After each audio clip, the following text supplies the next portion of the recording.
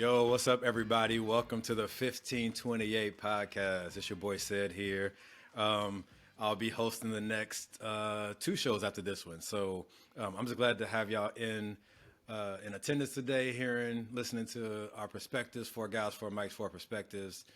1528 making up our area codes where we all are from. So a lot of y'all knew that. Those who didn't, now you know. But before we get into what we're going to talk about tonight, which I think is going to be really good, let's do a check-in real quick. How y'all doing? What up? That's funny. Every time I say how y'all doing, y'all be like, what up? That's not how y'all doing, but it's cool. It is in the streets. Right. In these streets, that's what it is. If I don't say what's up, then you know it ain't what's up. Mm-hmm. So how y'all feeling? Coming out of the weekend, starting out a new week. Man, I'm Where tired. y'all at? Anything exciting? I keep acting like I'm not 40 and going out and shit. And I definitely On paid school the price nights. for it. On school nights, right. Right. And your body is definitely way older than 40. Yeah. Man, that's like, man, I finally got my metabolic age down to my regular age now, so I feel better. That's what's up. Man, finally. We do a weigh-in, y'all. Well, we haven't done any check-ins in a while, but we all have these high-tech scales that shows like body fat and all these things, but it has the last stat it shows is metabolic age. And for a while, mine was like a year older than I actually am, and that just bothered me like crazy. So, speaking of that, we need to do our... What's that? Yeah, it was just a year. Yes, sir. Must be nice. Well, all I got to say is I'm happy because this fucking weather in New York is finally acting like it want to be right. So as long as the weather's good, I'm good. Yeah, for sure. The weather is getting better. I think last night it was like 54. I was like, all right, let's do that. If it's 54 at night in the Bay Area, we're warming up. Yeah, at night. That's what's up. Oh, Drake that's actually running now too. Get it? I'm the only one running. You lazy bastards. This is true. This is true. I work JT, out. where you ran at? At the gym. What you talking about? We ran to McDonald's. Right. That was only that one day. Right. You get dirty again. All right.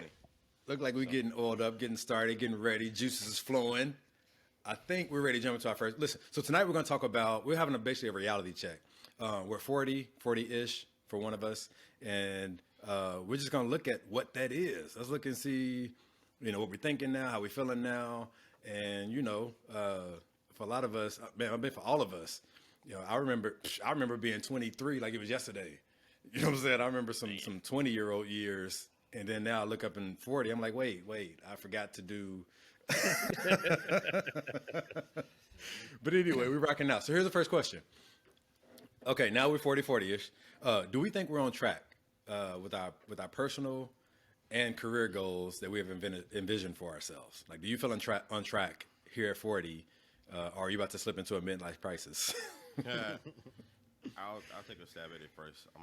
Which is not my norm, but honestly, I was thinking about it, and excuse me, I don't really care to be on the same track that I thought I was supposed to be on when I was younger. At this point, being the baby out of the group, I had a chance to see you all grow and do the things that you all do, and I've learned from it. First off, you're hardly a baby. We ain't got baby hairs. You know what I'm saying? But no, honestly, the 20-year-old, even the early 30-year-old, JT, nah, I'm not that guy. I don't have the same wants. Now, don't get me wrong. Like, I feel blessed that I'm now closer in the field that I wanted to be in, more so, and not necessarily entertainment, but film and photography and writing and and all that good stuff. Especially after this weekend. This weekend I had the opportunity to be a part of a crew for a short film that's going to be submitted to a HBO competition. So it's the first step in the right direction, man. And that let me know that regardless of everything that I wanted before, like, it's okay for it not to be, man. And I think turning 30 had me oh, I need to be doing this. I should be farther along than where I am. Like 30 was for that. Like 30 is definitely the first super age group, and you know, I said 30, I panicked. 40, I'm kind of settled into myself, regardless whatever it is. And so, nah, I don't necessarily want to be going where I thought I was supposed to be going in my 20s, early 30s. And so I'm good where I am. What's up? What made you comfortable with that? What made you be like, okay, I've been looking to this all this time, but now I'm pushing 40. I'm cool to switch directions or pivot. Well, it's pivot. It's so I don't know if I shared this before, but when I was younger, I wanted to be Marcus Graham from Boomerang. Yes, you So- definitely said that in several episodes. Repeatedly. I think we're at 628 right now. Marcus. So being that that's what I wanted to do, make commercials, create short stories and little stuff like that. I'm not doing that, but I'm still in the realm of it. But it's not like I wanted to do it for Coca-Cola. So I've dropped in that part. I've done the government thing, which was definitely not what I wanted to do, but I was blessed to do it. And so I recognize, to be honest, that I'm cool with the things and the path that God has allowed me to have. And you know what I'm saying, it's not about it, you know, being on pinpoint and the checklist and stuff like that, because a lot of those things are not as concrete as I thought they were. But you know, it is what it is. And now that I'm about to turn 40, you know, I recognize that, you know, it don't have to be everything you planned it. I'm just thankful to be here, especially after last year. A whole bunch of people dropped off. You know, people still dropping off now. And to be here, Yeah. I just recognize it as being a blessing. And so, you know, I'm not starving. Clearly, if anybody ever see me, Definitely ain't starving. He ain't hungry. at all. All right, what's the opposite of starving? Right. Brother don't miss no meals, you know what I'm saying? So, roof And over my snacks. head, you know, car to drive, you know what I'm saying? And family's doing well, man. So I appreciate all of that, being employed and working on my dream, man. So yeah. Interesting. Now, is there anything you had in your plan for 40 that just totally didn't happen? Good, bad, in between? You talking about turning 40 or like in my 40s? Like, That you had envisioned yourself doing or being at 40? oh, I mean, the general, you know, being married and having a whole bunch of kids and, you know, living that life, you know, but I mean, that was a pretty big thing to leave out. Yeah. I mean, Yeah. but that's the early 20-year-old guy. Like, but after a while, I realized I don't think that's what you know, I want to how I put this. I'm cool with happening, but if it doesn't, I recognize I'm still blessed. For sure. That's the way I put it. Yeah. For sure. I like that. All right, I'll take a stab next. Hold up, real quick, Dre. I'm so sorry. I had to hold my reaction because JT was talking. But, man, my brother's on this one. Yeah, I slid his brother into the audience and wouldn't tell him who the surprise listener is. So we had You know to what I'm test this saying? out so we can actually, when we get more fans in here, one of the Patreon benefits is actually going to be able to join us for the recordings and tune in and live and chat with us and stuff. So stay tuned for that. This is the trial run, and we working out the bugs tonight.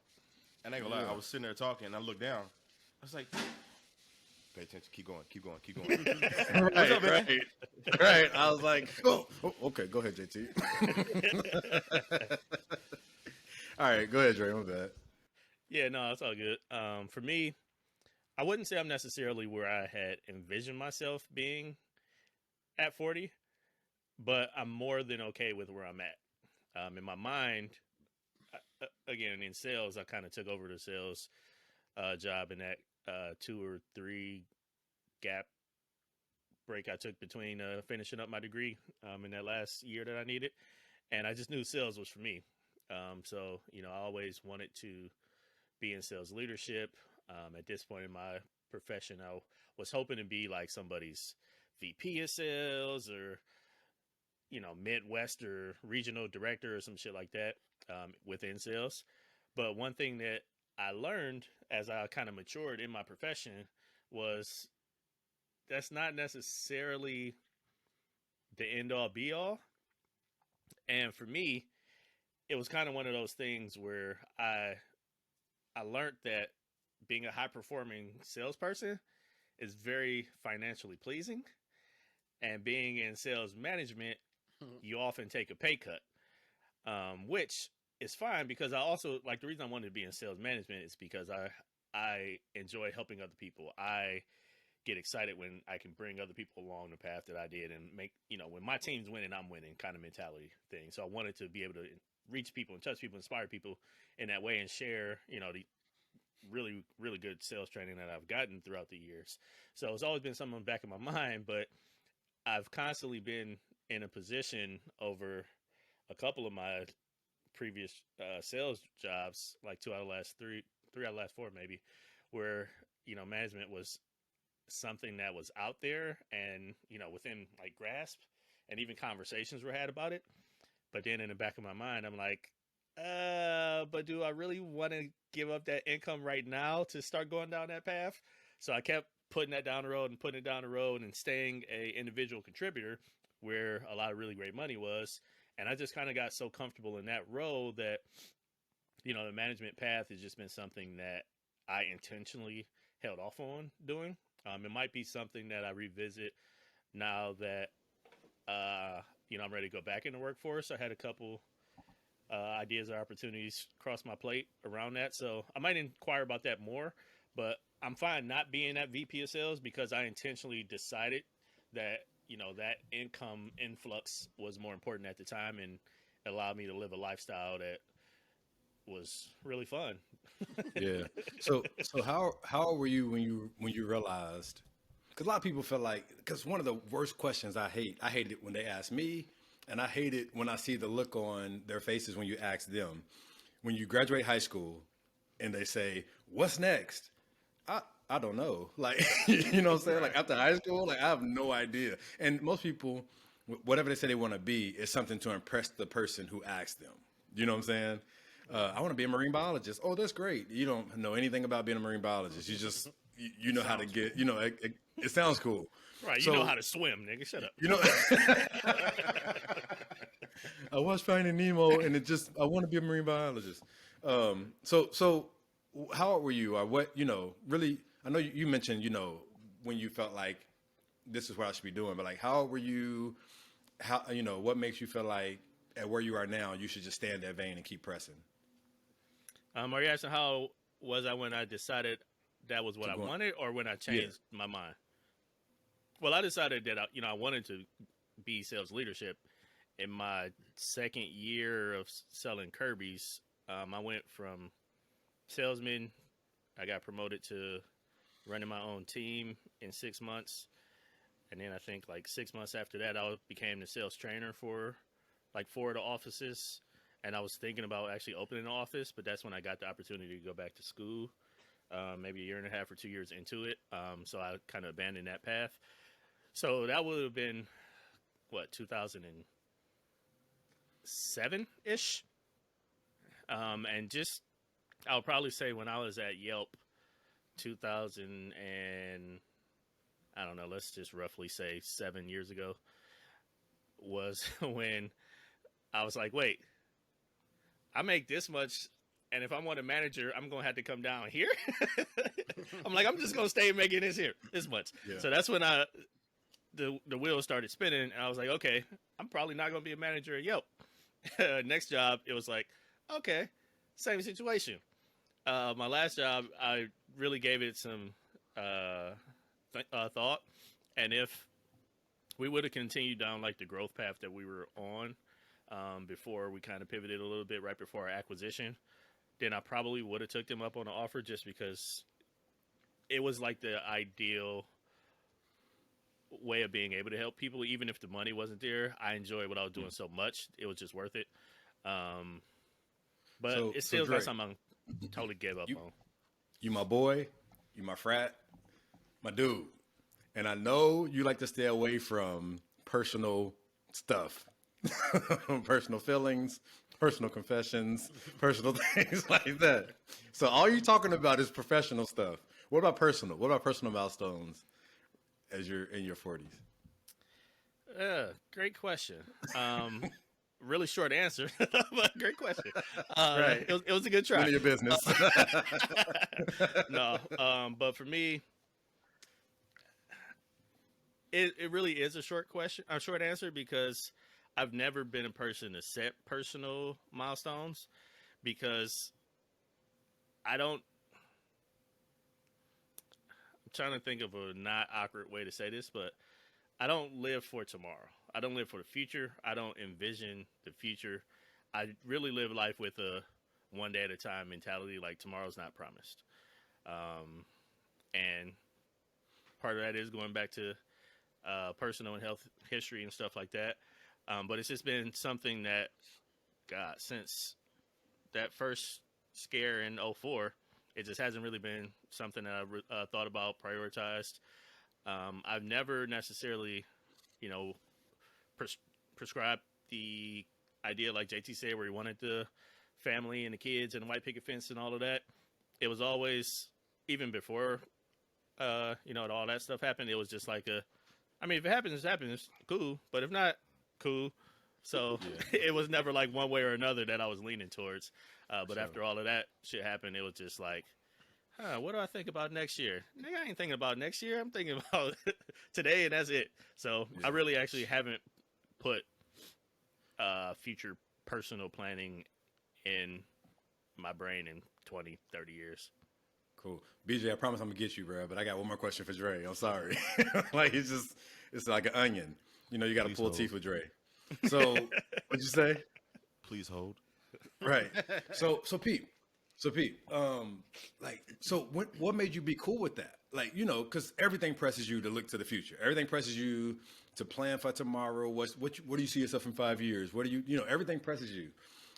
What makes you okay with being like, 5 years, I don't know, but today is what I got working. And then how does that work for you when you're like when you're at work and stuff, or in your personal, when you're just like, I ain't really setting no future goals. Like, how you cool with that? How do you reconcile that? Part of it is because future goals or not, personal, professional, whatever it is, I have a really high standard for whatever I do. The little tattoo I got here is Chinese for strive to be the best. So whatever I'm doing, I'm going to put my all into it, and I'm going to expect it to be really, really well. So even if I don't put like some lofty goal for me to be working towards, I know like whatever I'm doing that day, one foot in front of the other, I'm going to try to make it as good as possible. So I just have like that motivation versus the striving towards the long-term goal motivation.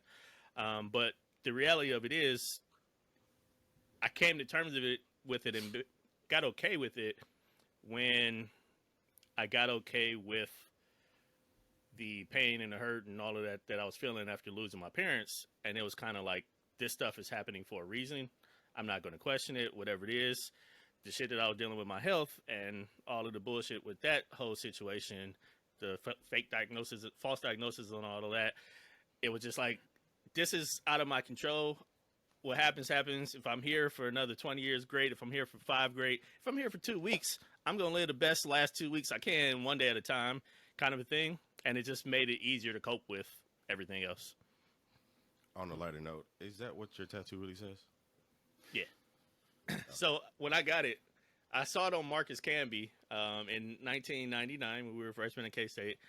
And then on the USA Today article where they were talking about NBA players and the growing tattoos and stuff, they actually like fact checked all their tattoos, and I was like, okay, I could trust that. I can trust it. I didn't want to say. All right, let's get Dre off the hot seat, man. Let's get Dre off the hot seat. He's been good sport with that. BJ, what's up? Holla at us, man. That's the most you'll ever hear me open up in my life. Shit. As far as like being on path by the time I'm 40, I think I have just been able to pivot and allow life to put me down a direction that's going to go anyway. You know, when I first got to K-State, I wanted to be a chef forever. So I was going to go hit my business school, then go to culinary school, eventually have a restaurant. Like, I was that person that did have things planned out. But life happens. College was fun. I didn't always go to class, you know. But I have still maintained being in the service industry, and like so right now, I value my freedom and my flexibility more than Man. making more money, you know. And I am comfortable. I can do what I want for the most part when I want it. You know what I'm saying? But I can also. It's easy for me to get a 4-day weekend off. It's easy for me to go pick up a shift and make $200 for 4 hours. You know, those are the type of things that is just. I don't know. I like the act of service more than I thought. I like taking care of people. Yeah, that was a surprise to all of us. Shut up. Right. Whether it's Look at Darren. I wish I could see Darren. He like, yeah, that was weird.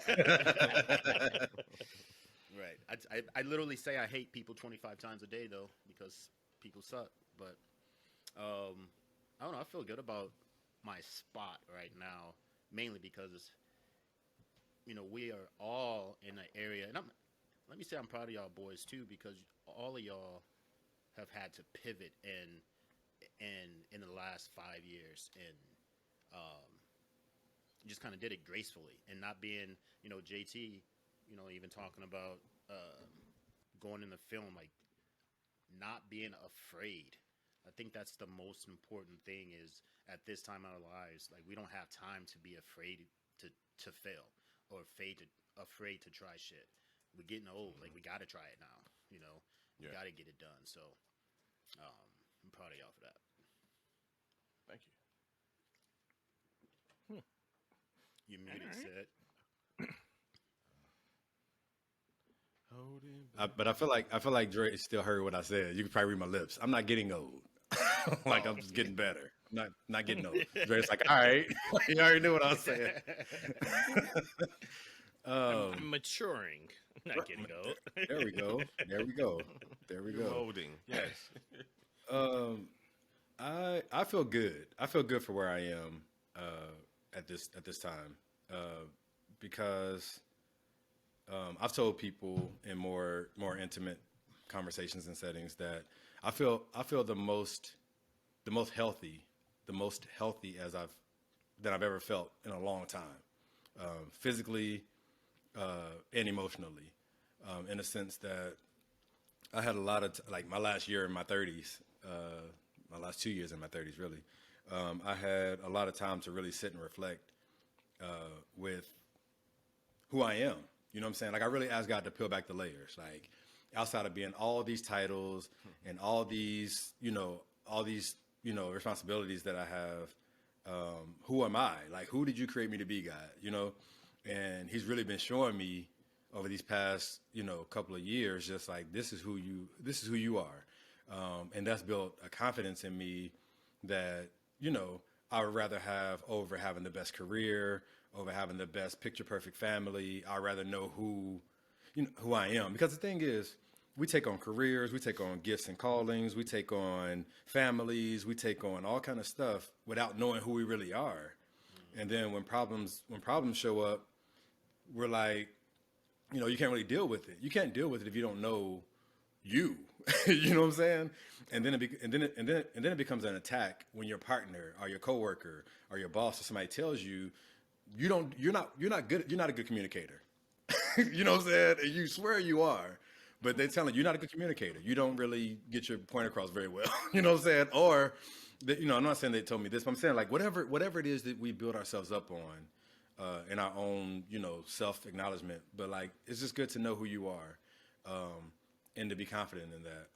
I feel like I'm at a place to where I can pivot. Because one thought, it's funny, it came to me last night when I was praying. It says, I was thinking, it says, you don't have to always start over when you get to a place, when you get to this place of self-actualization, self-love, when you get to a place of healing, you don't have to start over and be like, let me be the new person. Because the good thing about the grace of God is that He makes your wisdom and the sacrifice that you made, all those things are transferable to your pivot. You know what I'm saying? So it's like I don't have to start all the way down from the bottom because I've been there before. I know what's there. I've got experience. I got the T-shirt from it. So now instead of me saying I'm gonna start over from the beginning, I'm just gonna pivot with the experience that I have, with the sacrifices that I've made, and make them work for me, right? And so I'm really at a place now where I have the financial security that I've always wanted. I have I don't know. I just have, I like Dre when he was just saying, today is the day. You know what I'm saying? And for me, it's more so letting go of the past. You know what I'm saying? Like forgetting those things which are behind me and pressing toward what's before me. I press for the mark, the prize of high calling in God, and so in Christ Jesus. So it's just I'm at a place that I really get a chance to just be healthy going forward. I get to shed off all the things from before and really get to be the man that I know I am. Outside of all the youthful mistakes and bad decisions and everything else, and now I'm here and I own them and I live. I know where they are. I don't got to talk about them and dwell on them. I get to just go forward and be the father, be the one day the husband. If I do that again, you know what I'm saying? Just be the person in the community that I need to be. So, I'm good. They're stupid. He said, never again, never again. Right. You're like, nah, you don't need none of that. I got the T-shirt from that too. Nah, but for real, I just, I do feel good. I feel I'm in a good place professionally. I started looking at my career and I'm in a good place. I'm in a good place personally. One thing, I'm making this long, but I'm going to cut it off right here. One thing that one of the therapists that I saw last year, and he told me, he said, you don't really need to come to me unless you want to give me your money. He said, it sounds like you have a good support system. You have a good, and that's a good thing. A lot of people are clamoring for therapy, but really, if you got people around you who can really help you stay grounded and hold you accountable, like that's good too. So that's what he told me. He was like, I'm not saying you don't need therapy, but you have a good support system and you get what you need from that. So, so I thank God for that. And that's where I feel like I am in my 30s. I'm in my 40s. Well, you know what I'm saying? Well, let me ask you, Sid, since out of all of us, you're the only one with kids and you have the most, I don't know how to put it. You've been married. Like the most marital experience. Yeah, like looking at that aspect of your life, what are your thoughts on that? I think it goes back to understanding who I am. I think and understanding that I don't know. When I think about it, it's like the old people said a long time ago. We were singing it as kids, and I didn't even know what we were talking about. And they say, "You can't hurry love. You just gotta wait." It don't come easy. It's a game of give and take. You know what I'm saying? And that goes with the kids too. It's just kind of like I had to slow down because for instance, like in 2 years, all except for my youngest two will be grown. My kids will be grown. So I start living fast. You know what I'm saying? So for them to be 18, that means I started in my early 20s having kids. You know what I'm saying?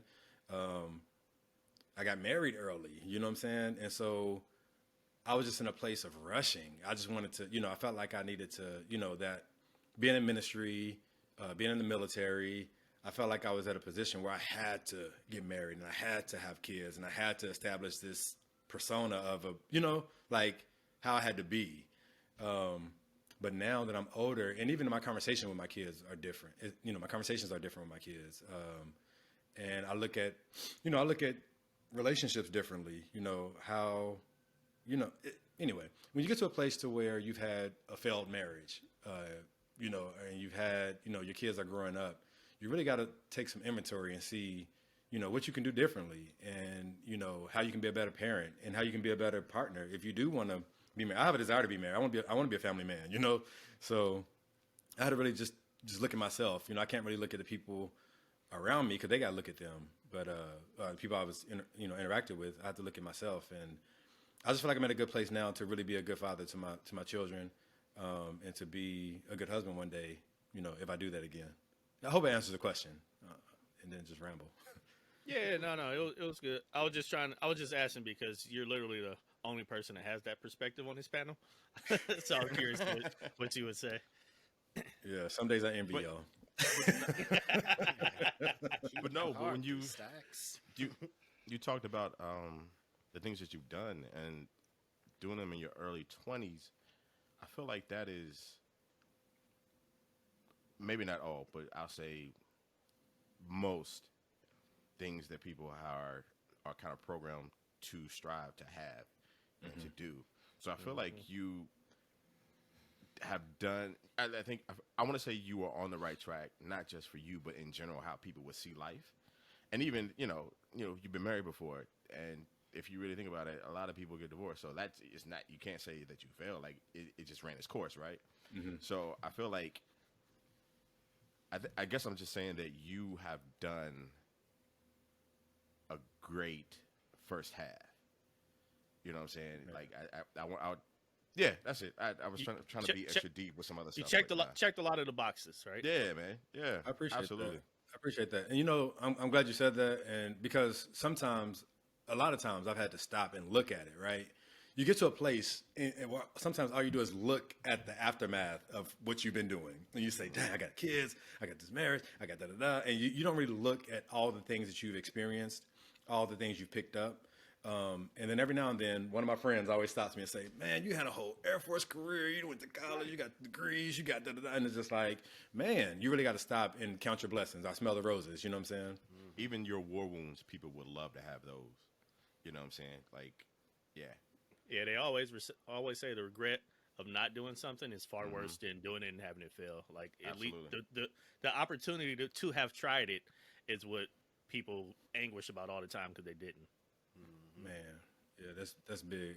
That's big coming from y'all. And that's one thing I have seen too, as I've gotten older, is that when I had this conversation in my 20s or in my 30s, it wasn't this type of, you know what I'm saying? It wasn't this type of understanding, you know what I'm saying? It was just like, dang, you got kids, dang, you've been divorced, and it's just like, yeah. So what do we talk about now? You know what I'm saying?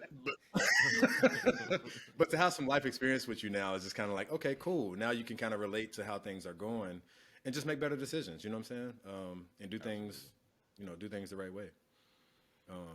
Yeah. Hey, thanks for being transparent with that. This is how we do. This is how we do. We're transparent. We're open. So I hope the listeners, it sparks you to have your own conversation about it, and then you can look into who the 1528 guys are. I got another question. Y'all ready? Go for it. We know. If you look back on all the years that you've had, okay, some of the years we can't remember. I don't remember being 3 or 4 or 5, barely. But you know what I'm saying? If you look back at all the years you have in your life, what advice or guidance would you give your younger self? I would tell my 1-year-old me to poop more. Don't be afraid. Let it out. Let it out. You know what I'm saying? Don't hold that in. But no, I was thinking about this question, and I want to be very careful with what I would honestly tell my younger self, because I appreciate my path now. Now, don't get me wrong. Like earlier, there were some things that had happened, and I was like, "What the fuck were you thinking? Like, are you stupid, nigga? Like, are you serious? Like, your mama didn't raise you like this, like, Man. You know what I'm saying?" But looking back now, I recognize what I had to go through and learn to be comfortable where I am now. It's one of those things where I would probably tell my younger self to take more chances, because I did live a very cautious life, to the point where, I not just the 1-year-old self I was playing with that, but like I could have done a whole lot more when I was younger. Like without getting into details, I just feel like putting more effort into living would have been better. I would have told my younger self to stop being fucking lazy. Those little things, like actual choices, not so much, but just actions and attitude. Those are the things. Like, give it your fucking all, Justin. Like, stop, half-assing. Yeah, C's get degrees, but it takes a lot longer to fucking graduate. While if that's your target and what you're okay with, those type of things. I think my younger self should just be okay with living. And I didn't have my wild years until I was in my mid to upper 30s. I just didn't, because I was nervous as fuck to have those type of years. What type of wild things did you do, JT? Well, this is not Just plead the so- fifth. Just plead the Nah, fifth. I didn't think about it. You know what I'm saying? Let's get into this. But no, man, I just honestly just decided to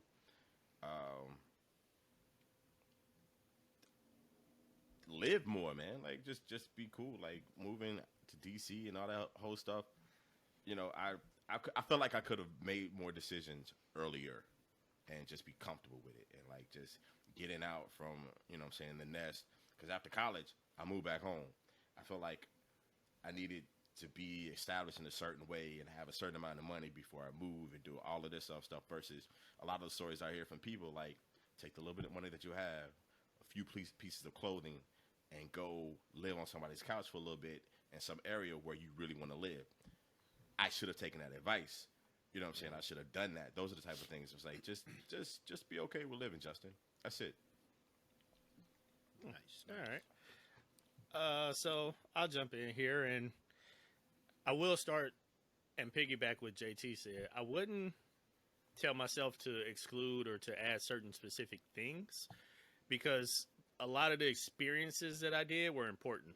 I would want myself to have the opportunity to do or not do those things without necessarily being like, oh, that one time in the summer of 2014, don't do that, right?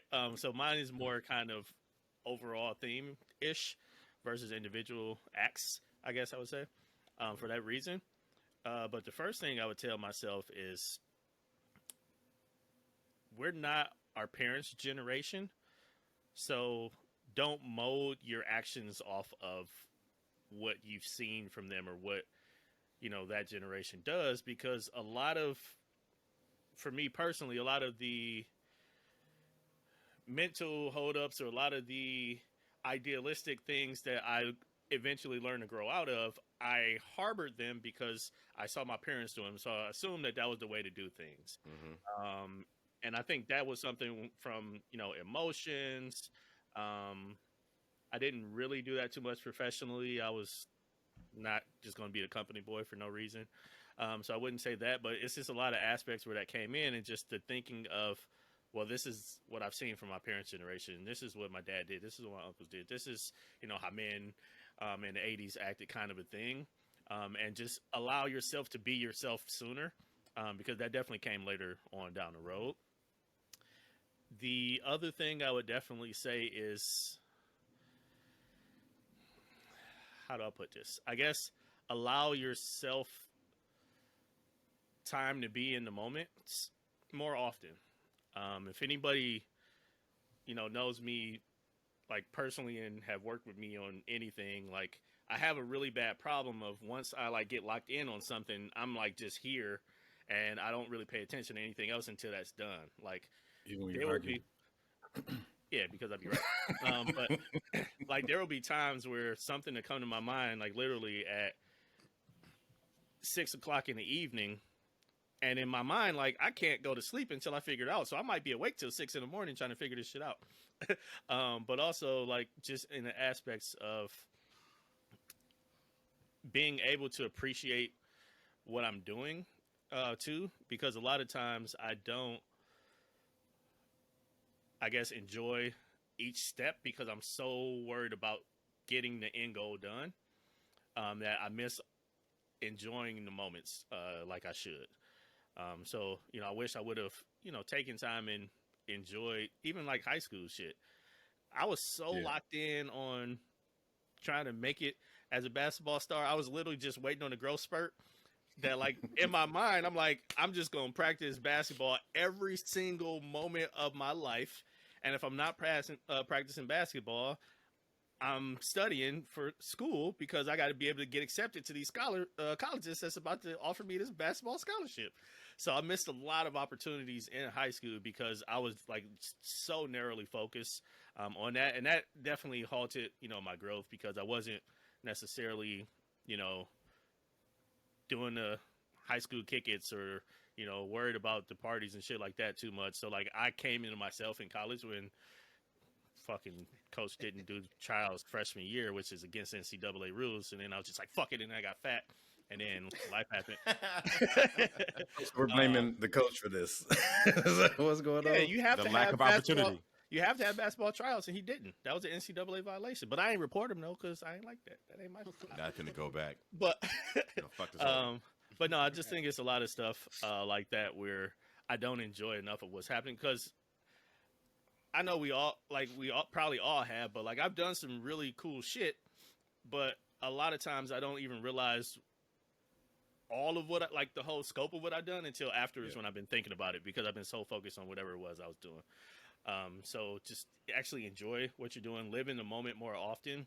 And the last thing is just, we talked about it in the mental health episode, but don't shy away. No, not shy away, because I attempted it a couple times. Follow through with, seeking professional help, mental help when you felt like it.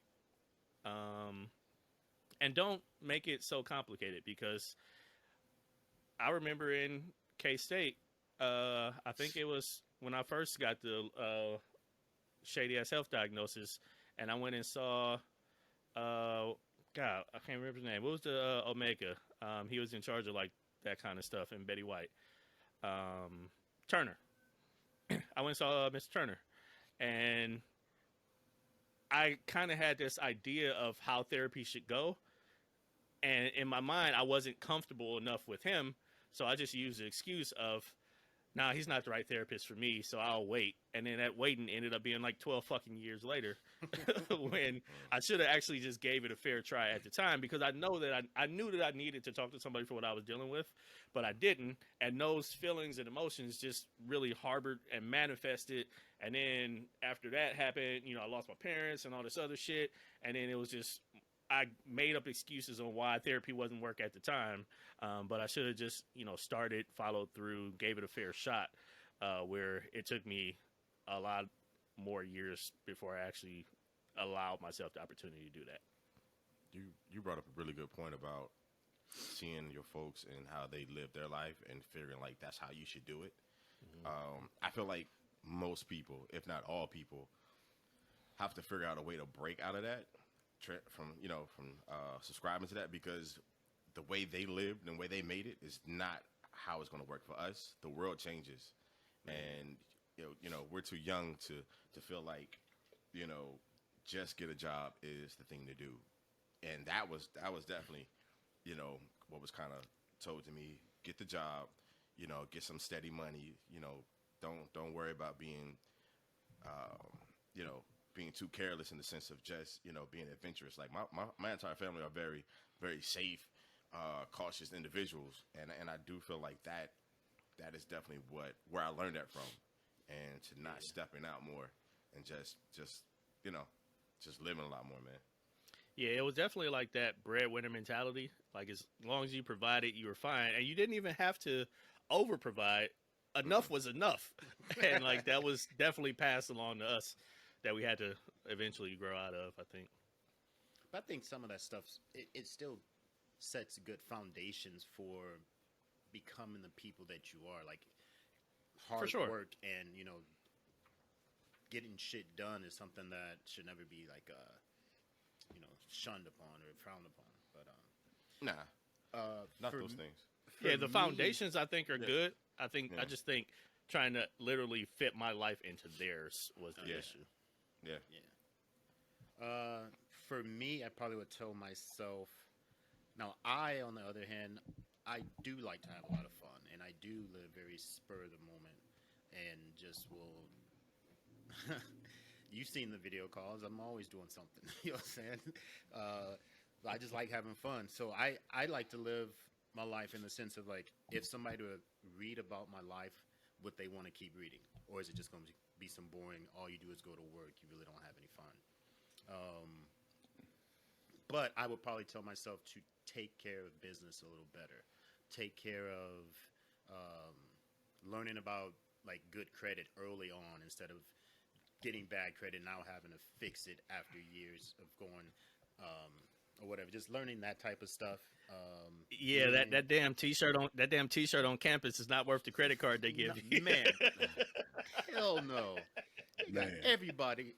That $300 limit then it turns in $1,500. in a week and a half, though. Man, nothing but Papa John's. Right. I bought a camcorder for spring break. Maxed out the whole card in one purchase. Only used the camcorder once or twice. Stupid. So learning about that type of stuff earlier. As JT said, also like telling yourself to stop being fucking lazy. You know, just literally like following through a few more things. I think the biggest thing I would try to tell myself is give my dad some grace and actually understanding that he's a man and he's going through his shit and is not going to be picture perfect. And even though I'm the kid, I could have reached out a little more. I could have made that communication better.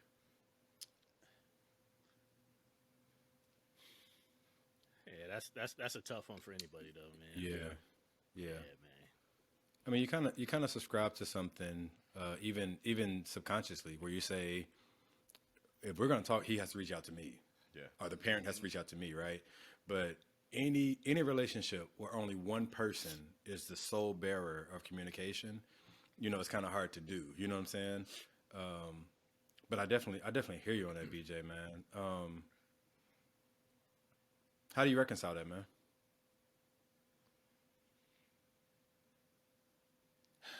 You know,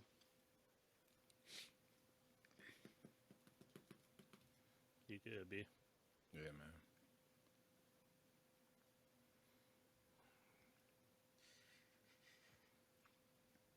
it took me so long. Oh, fuck. You're all right, I didn't man. know Take I your was. time. Cool. Take your time. Yeah. take your time. Oh, shit. I just feel like there's just so much time wasted. And I didn't even know I was still mad at him until he passed away. So But you definitely worked on it before then, though. Yeah. for sure. Yeah. You know, we were getting better, and you know, I was, like I said, I got to a point of just giving him grace and some forgiveness. So you know, I try to tell my brother that he should do, you know, reach out to his dad, but he's so mad.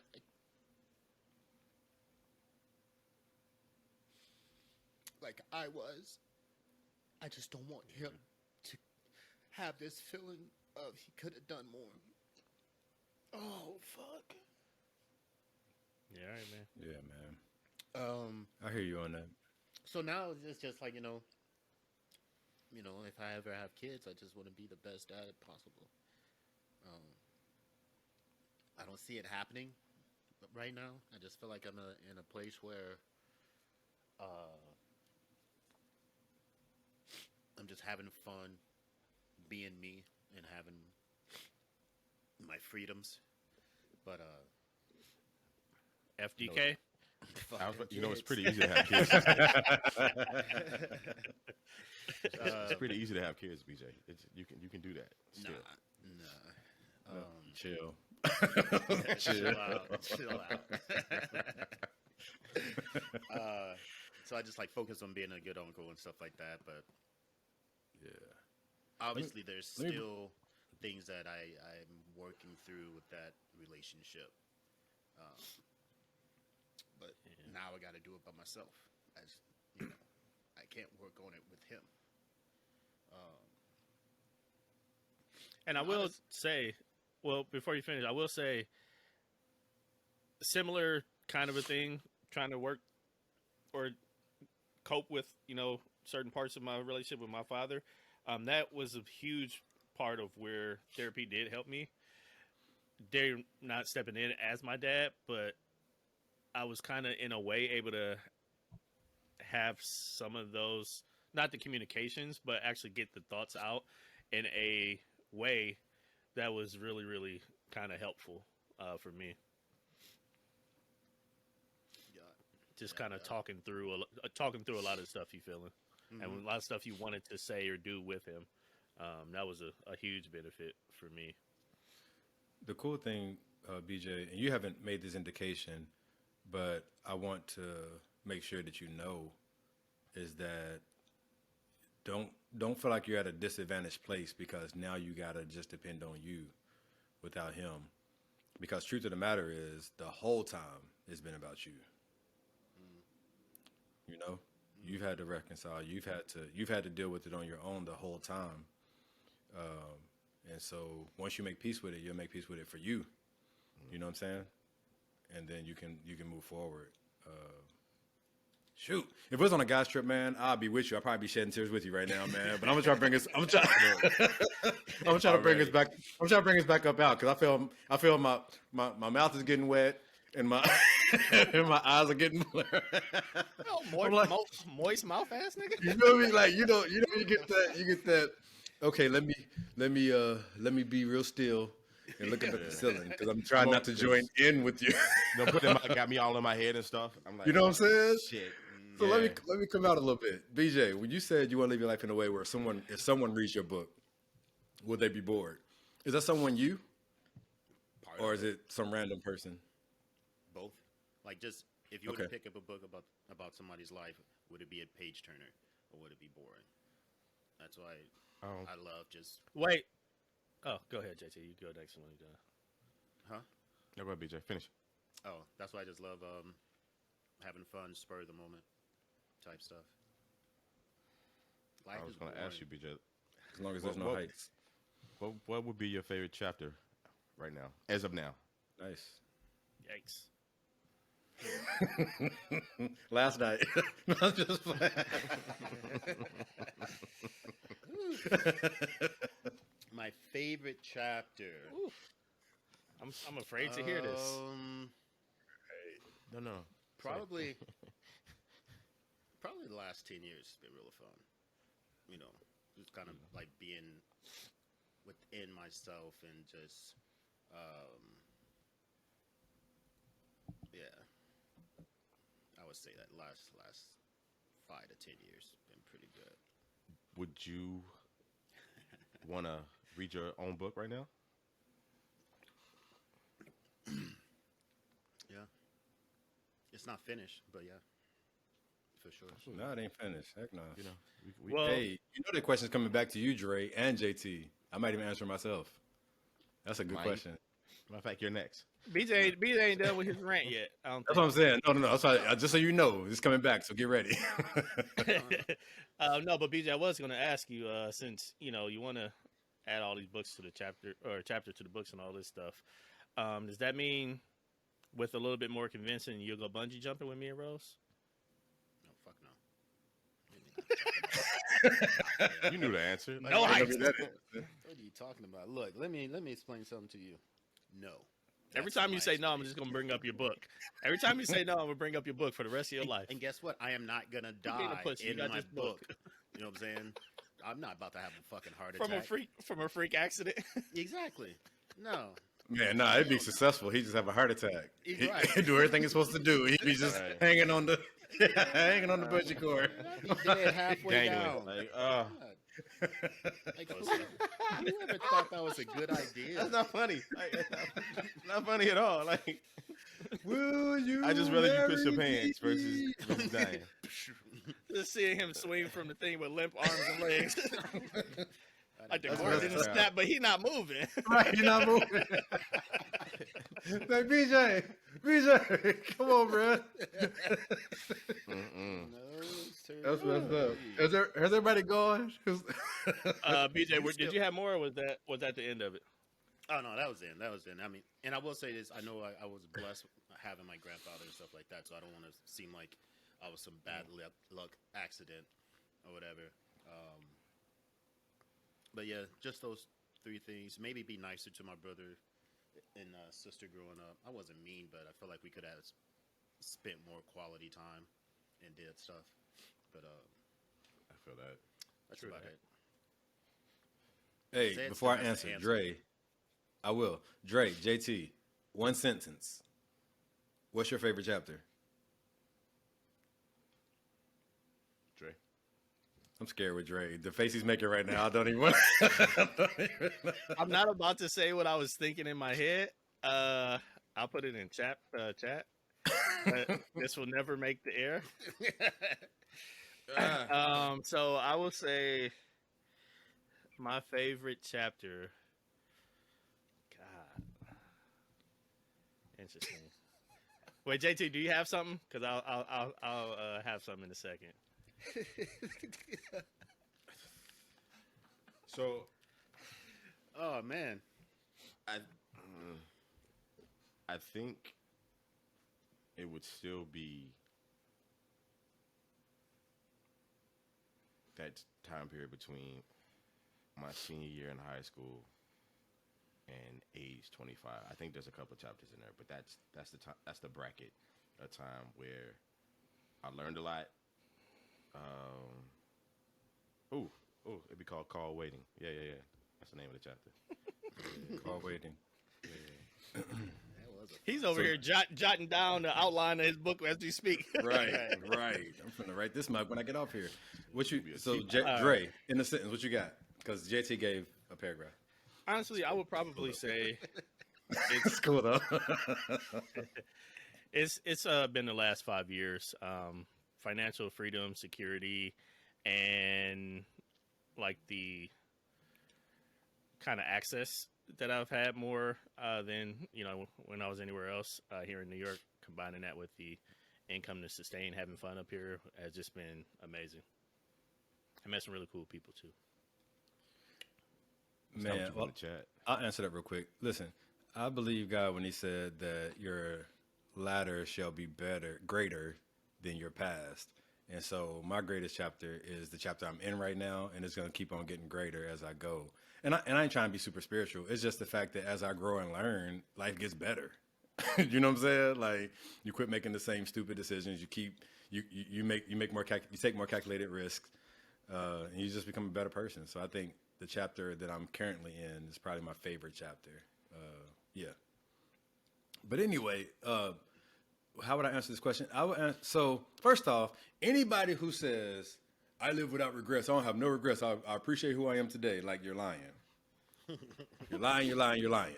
Because everybody has regrets, and regrets is simply defined as a moment that you don't look unfavorably on. You don't. It's an unfavorable moment from the past. And when people say they don't have any regrets, that means that they've had a blast in every area of their lives since they were born, and nobody had that. So quit lying. So anyway, what I would tell myself though, I would go back to freshman year in high school and live forward for real. But I would tell myself, like, you're enough. For real, like, you are definitely enough. You don't need nobody else. Well, we all need people, but you don't need somebody else to complete you. You don't need anybody else to affirm you, confirm you. Go with what you know. Go with who you are. Learn and build on your experiences, and be the best version of you that you can be. Don't try to be like anybody else. Be you. There's cool people all over the place. I know JT says I want to be Marcus Graham. I think at one point we all wanted to be that smooth Marcus Graham cat, but it's like, Oh no, I got that part down. I was talking about the career. no. I'm not talking about you. I'm talking about we all wanted to be. Oh, yeah, you okay. We all wanted to be that smooth cat, but it's just like a thing. Like, is that me? You know what I'm saying? I might want to be that, but is that me? You know what I'm saying? but you're enough. And then to add with that, you got to own the space that you feel.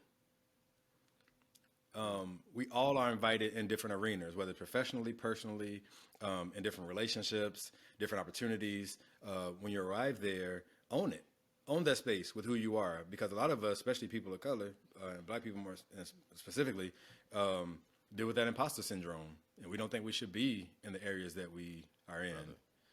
We can't take compliments. We don't like when people put us on blast for our accomplishments, and so own that space. If you're doing a great job, keep doing a great job. The things that come your way, accept them in stride, and make sure that your character can match the rooms that you will fill. And then don't settle. Don't settle. I may hurt somebody's feelings with this, but almost every relationship I've ever been in my life, I settled to be in it. Imagine that. Anyway, we'll keep moving on that. No, let's unpack that. Nigga, let's unpack that. Right. That's the most unpackable thing that's been said during this whole podcast. Right. Let's keep it moving. Anyway, so all 25 some episodes. That's the most unpackable moment. Here's what I'll say. Here's what I'll say. It's not about them being less than, or I feel like I'm better than them, or whatever. It's just sometimes we find ourselves in situations that are just not for us. It's just, like, you're a great person, but you're just not for me. And I know you're not for me, but I'm kicking with you anyway. You know what I'm saying? It's okay. It's okay to end relationships, platonic or otherwise, and say, this just doesn't work for me. And we ain't got to beef. We ain't got to be upset. It ain't working. Keep it moving. I wish you the best. Yeah, and Darren just added something into the chat that I think actually a lot of people need to hear. And, on some levels, rushing into or through or in stages of a relationship is in itself a form of settling. Like, you're not ready for the next step, yet you're making yourself do it anyway because of time or because of whatever you want to do. So I feel them on that. Rushing through a relationship to certain steps can definitely be considered the same. And that's why I want to make that very plain. When I make that statement, we laugh about it. I'm not saying that other people are just so horrible and I'm so great, or even that I haven't been the cause of the demise in some of the relationships I've been in. All I'm saying is that, like, rushing or just knowing I'm not ready for a relationship at the time, or knowing that this person isn't somebody I want to be with, and going into it anyway. That's what I mean by settling. Yeah, my mom was always big, after her, not after, but, with her being close to, spirituality and the God and the Bible and stuff, she'd always talked about being equally yoked. And if you're in a relationship with somebody and you feel like you're not equally yoked, like, it's your obligation not to move forward with it. And please expand that a little bit. If we can expand that a little bit, Dre, because it ain't just about, are you saved? Because I'm saved. You love God? Because I love God. It's like, how do you think? Like, are you meticulous? Are you serious about your education? Are you serious about your career? Are you serious about family? If you're serious about family and you marry somebody who don't want a family, then you're unequally yoked. You know what I'm saying? Right. If you're serious about education and somebody's like, I don't need education to grow in what I need to grow in, like, you're unequally yoked. You know what I'm saying? So it expands more than just faith. Yeah, I always think about it like when, we talked about equally yoked and whatnot. It's kind of like in comparison to yin and yang symbol. Like, do you complement each other? Do you guys actually fit together? Or like said, damn it. Let it be known. Season 2, episode 6. Say it. Damn it. I see his face, though. He was like, shit. Or like Sid had mentioned, you can't edit this. Aren't on the same page, or if you guys, just see things so differently that it would create a unhealthy relationship, that's not equally yoked. For sure. The next two things I'll tell myself, I would say, don't worry about people think. And I think I got some of that just growing up in church. You're always worrying about what somebody thinks because the church has historically taken a position of judgment in a lot of places, especially if you're in ministry. Everybody feels like they can judge you if you preach. You know what I'm saying? It's like everybody. Don't worry about people, what they're thinking, because they're always thinking something. They're always going to think something. If you're doing the best, you're doing the worst, they're going to be thinking something. And whatever they're thinking is none of your business. Like, for real. Like, right. Do your thing. Think it. And the last thing I would say is that everybody is really nobody. Everybody knows this. Everybody's talking about you. Everybody's nobody, or it's an insignificant few. So just to have that and not have that pressure, that peer pressure, or whatever, or any other kind of pressure to be or do anything. Just understand everybody's nobody. So I tell myself that. That might go on your shirt. Man, everybody. Everybody's nobody. Man. But me. But me. It's all about me. Settling for motherfuckers. Team me. I love me. Man. All right, y'all. It's been a great conversation so far, but listen, we got to take a quick break. And we'll be right back and we'll keep it rolling.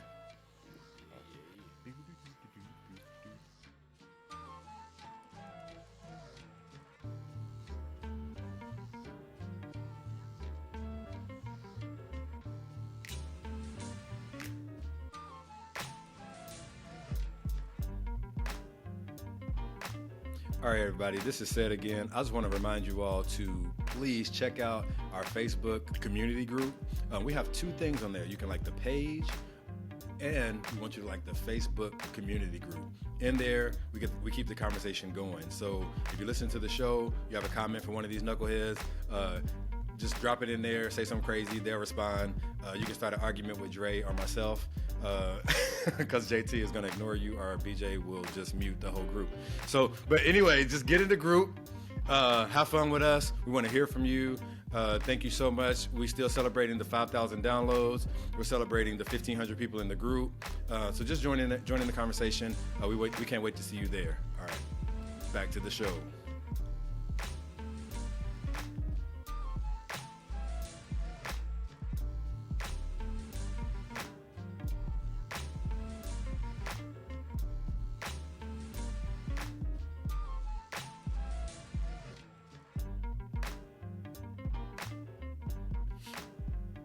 Welcome back to the 1528 podcast, ladies and gentlemen. We're going to wrap it up with this last question.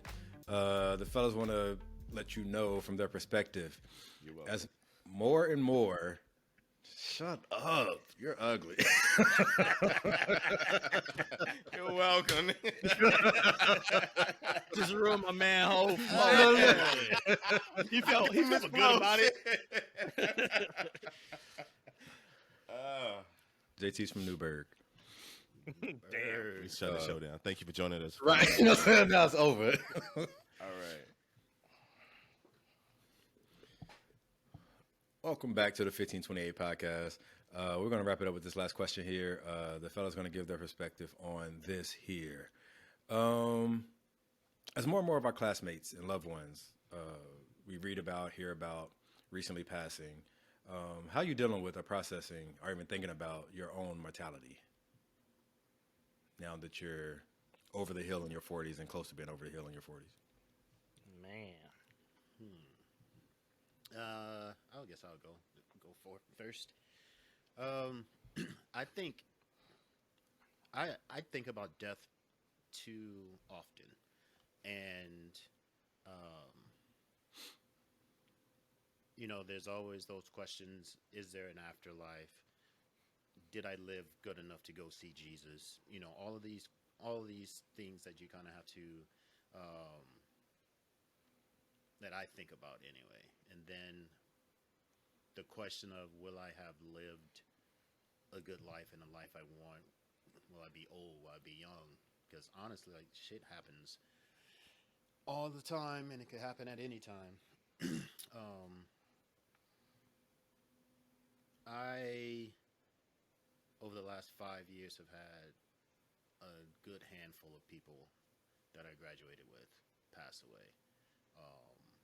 Or just people that we even went to K-State with, or starting to pass away. And it's crazy because it seems like it's just out of nowhere, because that's how you get the information. Somebody calls you, or you see it online or whatever. But,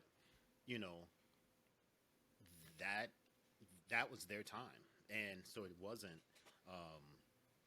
just all of a sudden. It was, they lived their life. It just sucks because I think the regrets of, not talking to somebody for so long, or not,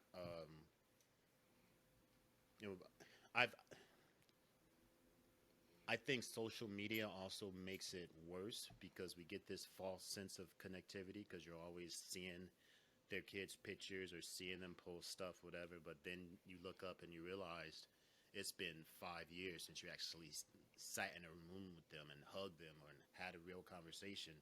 Um, like these last 10 years, 10 years sounds like a long time, but they're like starting to fly by more and more. Each year is just getting faster and faster. So I try to not let that take me out of the moment, and I think that's why I live in so many just moments at times, because I don't want to be worried about death so much that you forget to live. Yeah. Yeah, I think with me, well, as we already talked about in previous shows, my own mortality isn't really something that I stress about anymore because I've kind of given that. I kind of live with the idea that I'm living on borrowed time anyway, kind of mentality. So I don't necessarily freak out when I see other, people passing on our age, like, oh, somebody else that was my age or right around my age passed, like maybe I'm next kind of a thing, because part of my coping is just realizing that might happen. But what I will say is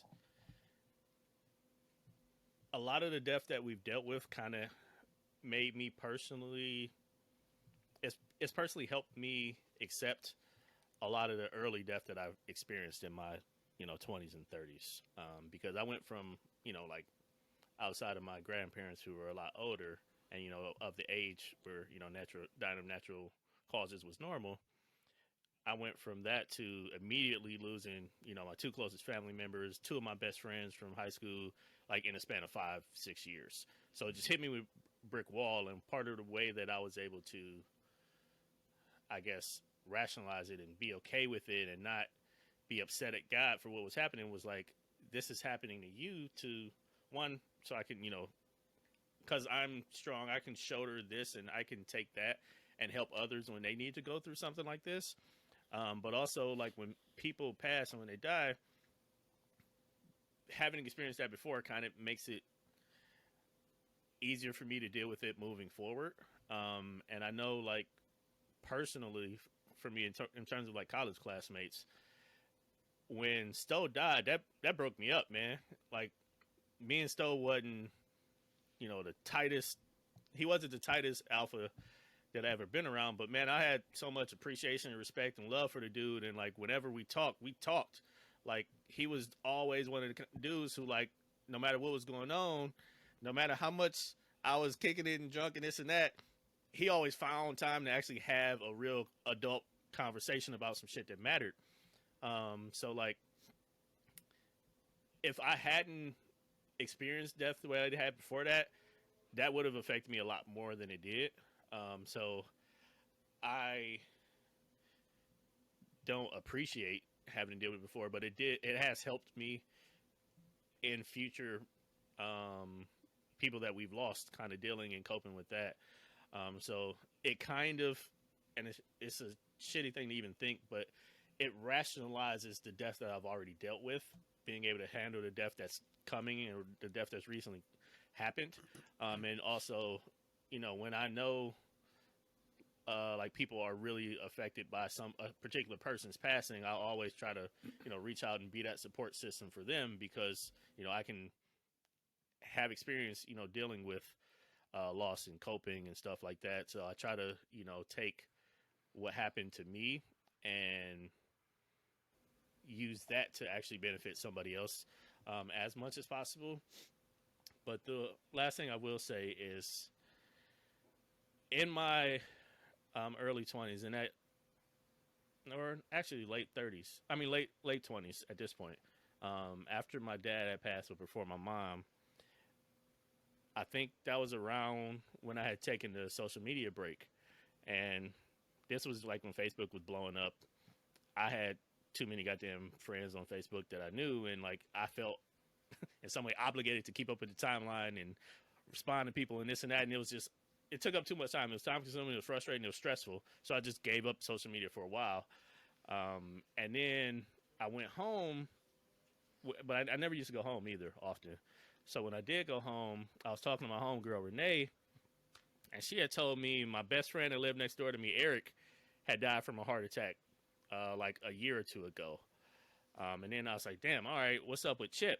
Another Eric that lived up the block right across from her. Super, super cool. Me and him was boys. Still had my BB gun. I never got back. But I asked, like, what was his number? And she was like, oh, you ain't here? He got shot down. I'm like, oh, my God. So, like, the death and the dying and all of that stuff, that's one of the things that did make me want to get back on social media, because I had realized that I had lost contact with so many people. Like BJ said, you see these people online even, and you don't talk to them. You don't reach out to them. Like, it's been 5 or 6 years since you spoken with certain people. So, like, this immediate mortality that we're seeing has really made me be more conscious about keeping relationships intact, and, you know, making sure that I am in contact with people, and I am, you know, having an open line of communication. Because one thing is, I've always been somebody where, even if I haven't talked to you for 10 years, if you my people no matter what. Like, that don't change just because we don't talk. But after, you know, people passing and, you know, this and that, I'm been way more conscious these last 4 or 5 years about actually engaging more with y'all, with other people, with high school people that I just haven't been, like, in the loop with, just because we don't know when the last conversation we're going to have with them is. So I want to make sure that I am, you know, utilizing that time in a way where it's not just like, oh, I'll see him next time I see him kind of a thing. And instead, pick up the phone, shoot him a message, or whatever it is, to kind of keep him in the loop. I, like BJ, I think about death way more than I honestly think is healthy. It's literally, it's a daily thought. And it's more, I don't think it's dying per se, although that, you know, that happens, but I think how is more so what I think about. You know, if I have certain fears of how it's going to happen, and so I try my best not to put myself in a position where that may be a possible thing. Sometimes I have no choice. Hence, I don't especially bungee jump for traveling. Yeah, I try to every once in a while, or more so, I think I come to the realization that, one, everyone is going to pass, and once I get that and I feel a little bit better in my chest, I'll then go into God's got you. You are saved. You ain't lived the best life, but you're giving your life to Christ, right? Yeah. And, you know, you have a relationship. And so I think solace is the word that I'm looking for in that. There's peace there. But I am, the older, I'll say first, more and more people that I know as they pass, I realize there will be a moment where the conversation will be about me. You know, it's that sometimes I think about, like, what will someone's Facebook post be about me, like, in the sense, like how are people gonna, you know, and I don't want a tragic story or nothing like that, but I think about all of it. It's not just about being self-centered in the sense of, like, oh, people gonna cry about me or nothing like that. It's just like, what are the stages, like, how's it gonna unfold, you know, being in a pandemic, will anybody be able to come to the service and stuff like that? I think about all of this, and I think that has definitely, like, made me old on the inside, and you know, it sucks. It absolutely sucks to be so aware that it puts you in a 5-minute depression, a legit 5-minute depression, or maybe more, depending on how deep in thought I get. And not only that, but I think about losing loved ones. Like, I am now into the point where I'm down to my faithful few. Like, I love all my family, but like my closest family members, like, I'm down to the last few of them, and I'm like, I don't want to lose any of them. Never wanted to lose anybody, but these particular ones are the ones where I'm like, okay, these are the few. Like, y'all gonna have to watch out for your boy if these other people start leaving soon, and whenever they do. So death is, it's saddening, and like I said, I try to be okay with the fact that everyone's going to die. You know, I try to rationalize and be like, it's just a fade to black. You know, it's a sleep. It's the eternal sleep. And, you know, you're going to literally, as they say, be at rest. And I try not to think about, as a believer, I believe in heaven, but I try not to think about that aspect, because the process of dying to me is very scary. That from here to there, like, that's the scary part. The unknown. Absolutely. And so, you know, I don't want to keep doing this, but I think I get better until it's time to take a flight or something like that. Then I started contemplating my life, and I started thinking about what I should have, could have done. You know what I'm saying? Started reading more Bible scriptures and stuff like that, leading up to, up to flights and stuff like that. Like, and it's a real thing. Like, I go through these things, and you never truly understand that I'm looking at this big way of leaving versus it could be any kind of way of leaving. You know, I get in my car every day like it's nothing and just go.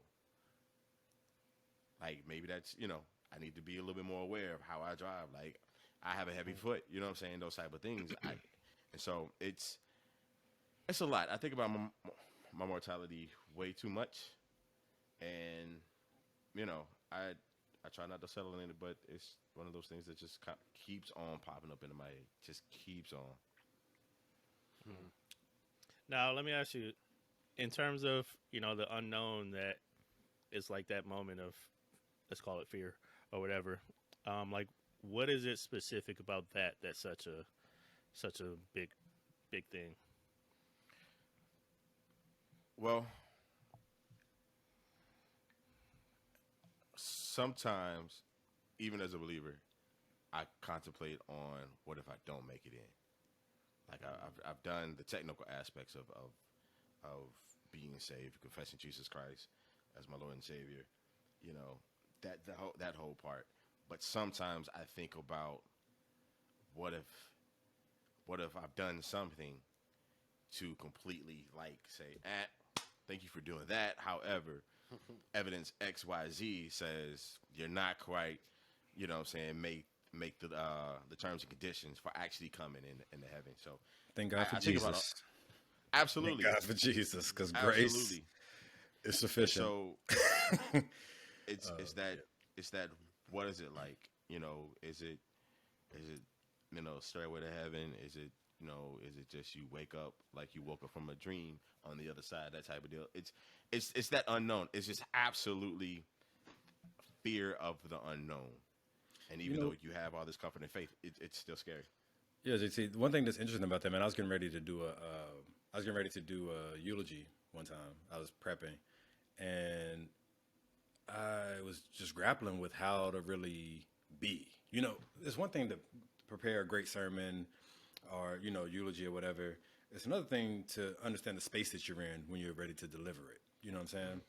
And the person was young, and I was just like, man, you know, I was really struggling with it. But then I remember, I felt like God was giving me this type of confirmation that it was kind of like, you know, sometimes you can find yourself in these spaces with God when you're fasting and praying, and you just, you know, and sometimes, you know, and God will minister to you.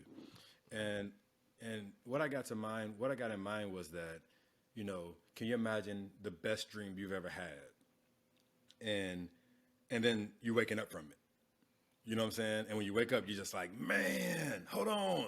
I was ready to do this. I wanted to finish that. This was great. I could feel it. It was a whole all-encompassing dream. And I feel like God was showing me, like, that's how it is. Because you hear people who've been revived, they say, no, I want to go back. Like, they're like, nah, don't revive me. Like DNR, you know what I'm saying? Because he just really showed me those who die in Christ. It's like having a really good dream that they don't want to wake up from it. You know what I'm saying? As much as we want them here, they want to be there. As a Christian, that's what we're looking for. Our goal is to go to that place that he went to prepare for us.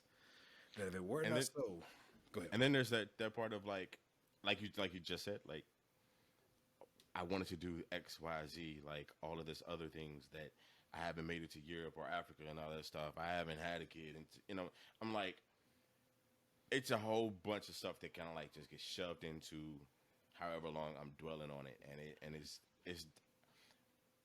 I feel like it's not an abnormal thing to do though. I feel like more people think about it and kind of dwell on it than they like to mention or say. That's just yeah, like I was saying earlier, with said, he's done a lot of the things that a lot of times people will regret that they haven't done. So like just having experiences it's a lot. It means a lot. It's important, and a lot of people can't say that for a lot of different experiences. One thing I wanted to ask, I'm not going to go back there, so I'm just going to say, ask yourself this question in your quiet time, and for our listeners, ask yourself. I wanted to say this with question 2 when we asked about if you can go back and tell your younger self something, and JT just kind of alluded to it when he said it's just something I wanted to do. It's more things I wanted to do. Do you practice your advice? A couple of years ago, I was sitting there thinking. I said, if I could tell myself anything, my younger self anything, what would I tell myself? I wrote that down, and I started doing those things. You know what I'm saying? It's a lot of different things that we'll say, I'll tell my younger self this, and we won't put it in practice. You still have time. You don't you even still have listen to time. yourself now. Right. We just had this segment where we just like, what would you tell your younger self? And whatever you would tell your younger self, some things that we don't even want to talk about, just do it. You have time to do it. So I just wanted to put that out there. Because JT just kind of brought it back up for me. I think I don't want to feel weird. I don't think it's weird for us to think about our mortality right now, especially in the middle, the hate that's particularly in this country. Being a black man, how do you drive your car and not think about your mortality? When all it takes is you getting pulled over, and that could be your last day.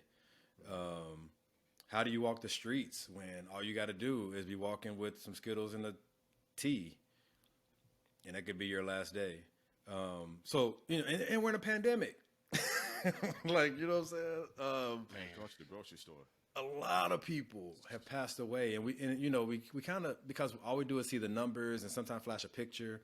We don't realize, man, these are people's uncles and aunties and mamas and daddies and kids and all kind of stuff in this number. Over 500,000 people in this country who have died in this pandemic, man.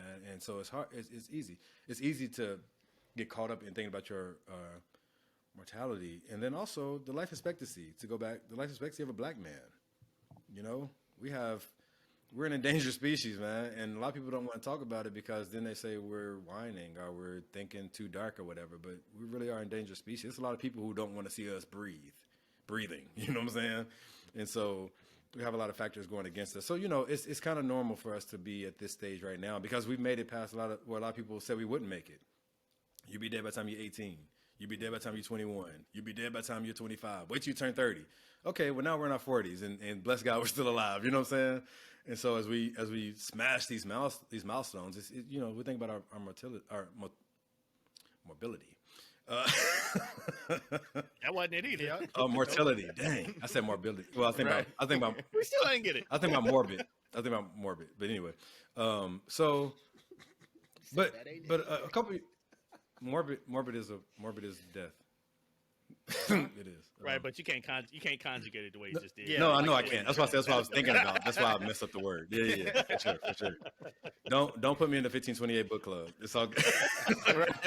Oh, you got a whole chapter, bro. Right, you know what I'm saying? Read a book and you'll know the word. So anyway, but I wanted to say, I just learned a while ago, man, I don't want to live a second longer than the time God has allotted me on this earth. I don't, because I've been in enough situations outside of the will and the plan of God, I feel like, to where I feel like if God says today is that day, I don't want to see tomorrow. I'm sorry, because tomorrow's going to be jacked up if I'm here for it. You know what I'm saying?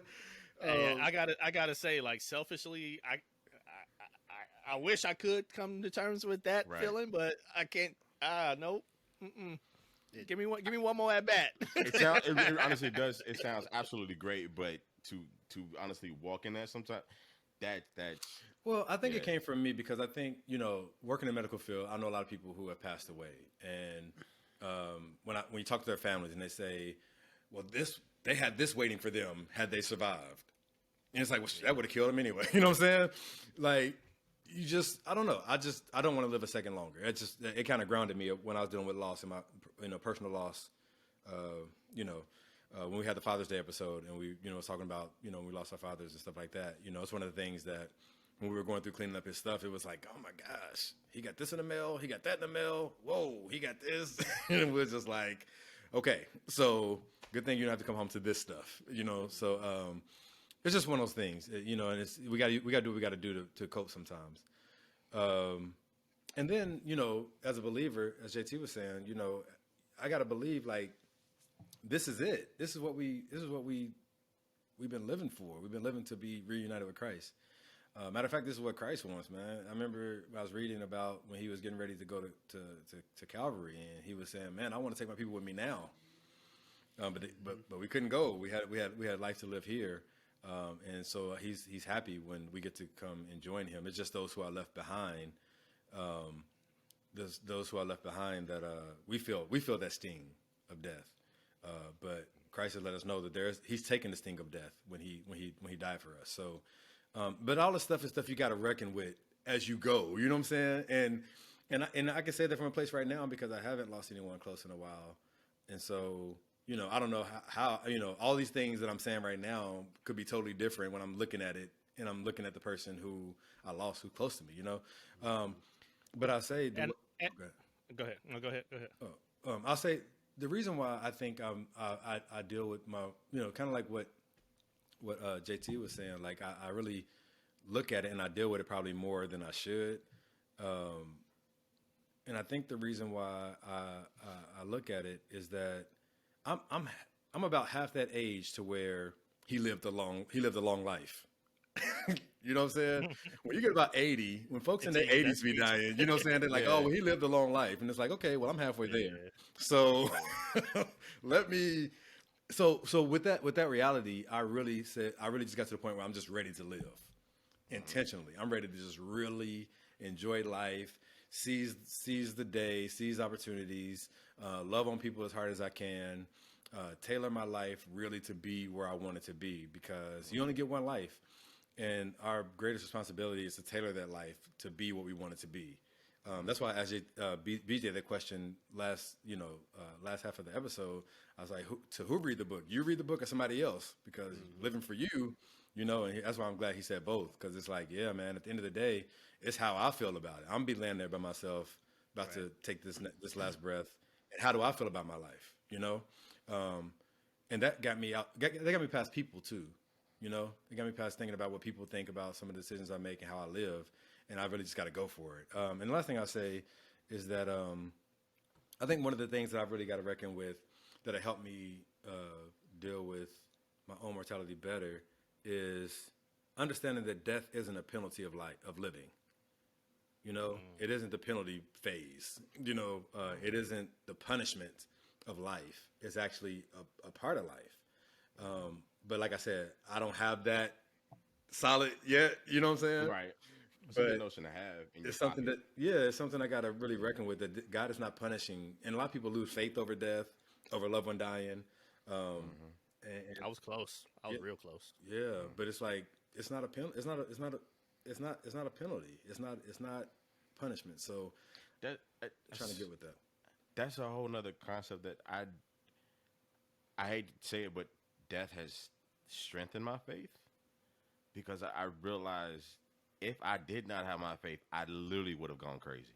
Man, Like when my grandfather passed, my father passed. If I had not had that foundation in my faith, I honestly would have been reckless. It's this thing of trusting in God and understanding His timetable and His schedule is completely different. yeah, man. And being okay with that and coming to terms with the fact that everyone's going to have their day. You know what I'm saying? Their moment when they are no longer walking and living on this earth.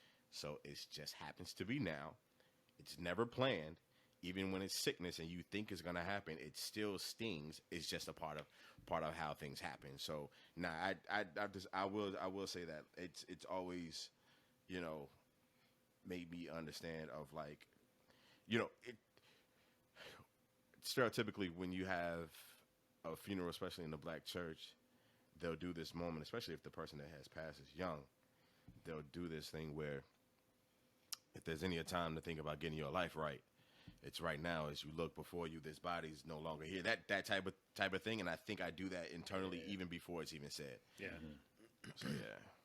Well, Yeah, and I think one thing that said mentioned that is big, and I wish that I at a lot of times in my life was able to do that. Like I think through the conversations you've had with God and the spiritual studying and the things you learned through seminary and stuff with that, you've gotten a comfort and an understanding with some of that stuff. Like where you said you don't want to live another day. I feel like for me, I guess maybe the way I perceive life is not from the same way you're looking at it with your spiritual and your religious background and stuff like that. So I definitely think that can be really beneficial. And I think that's something that a place that I wish I could be. But maybe I don't have that connection on that level because I'm not as close, or I haven't had those conversations with God, or I haven't studied the word on a way that I could kind of take from it what you took from it. So I think it's awesome that you can do that. Wish I was in a place where I could, but when I was like, I was real close to losing faith. I was never a wild child. I always tried to like do stuff right, treat people right, not hurt people, care less about myself than others.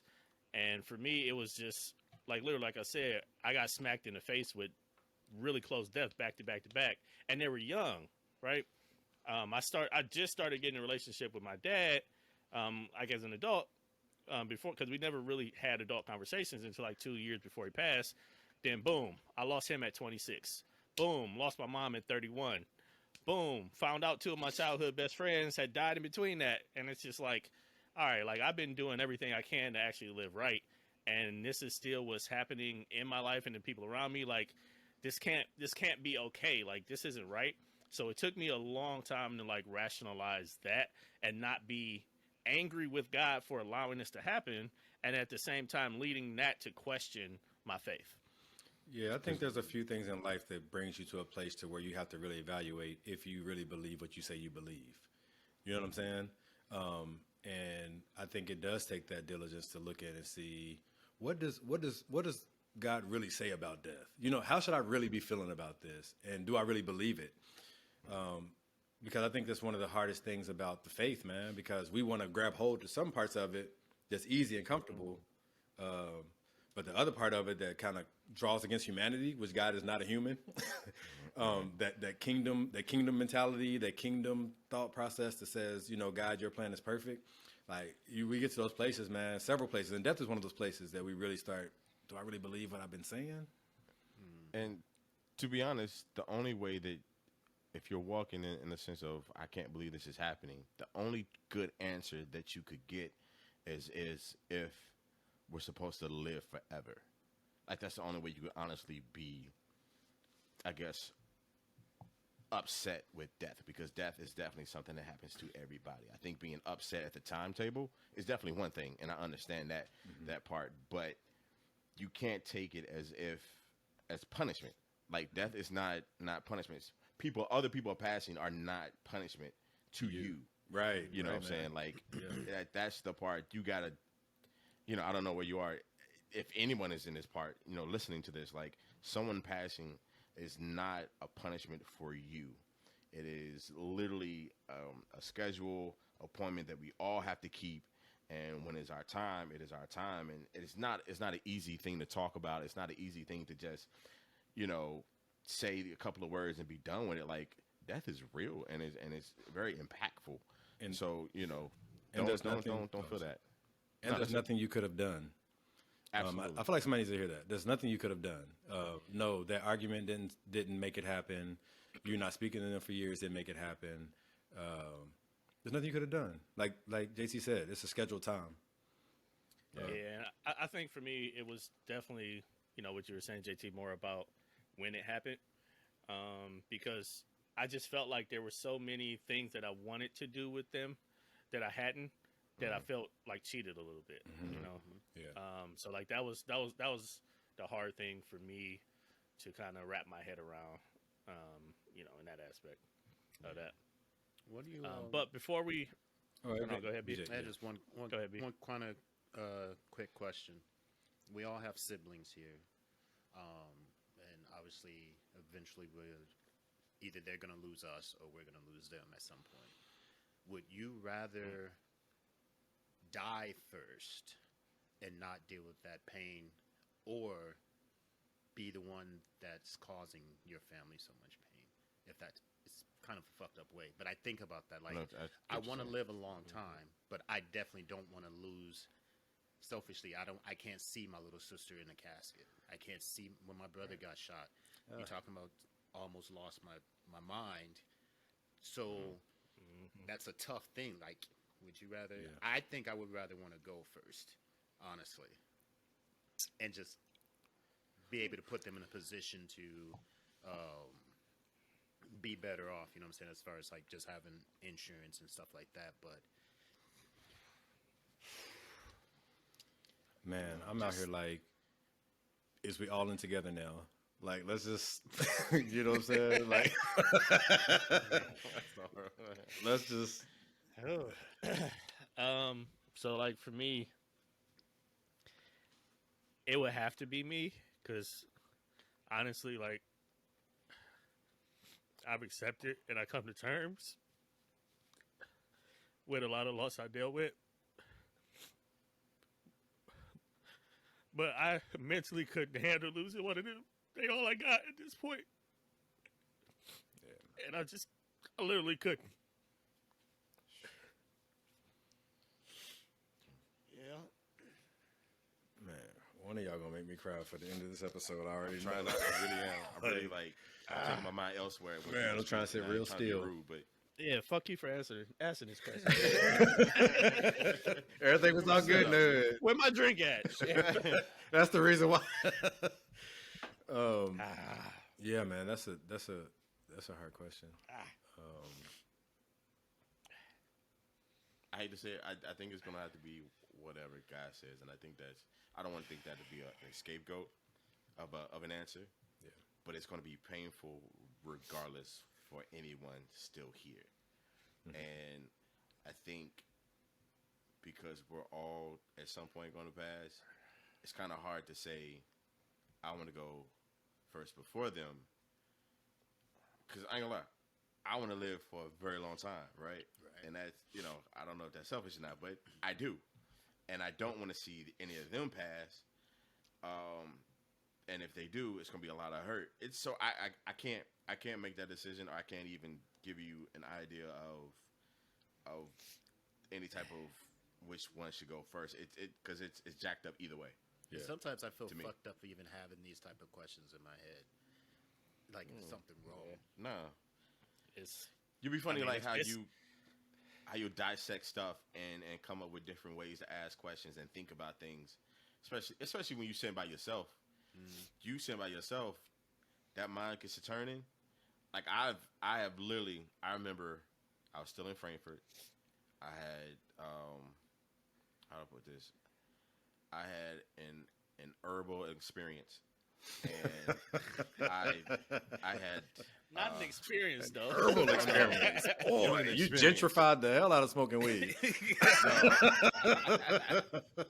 So the reason why I said that is because I don't think it was flat out weed. That's the thing. So Angel does PCP homes. hey, bro. So, and I'm not saying I've ever smoked weed. That's not what I'm saying at all either.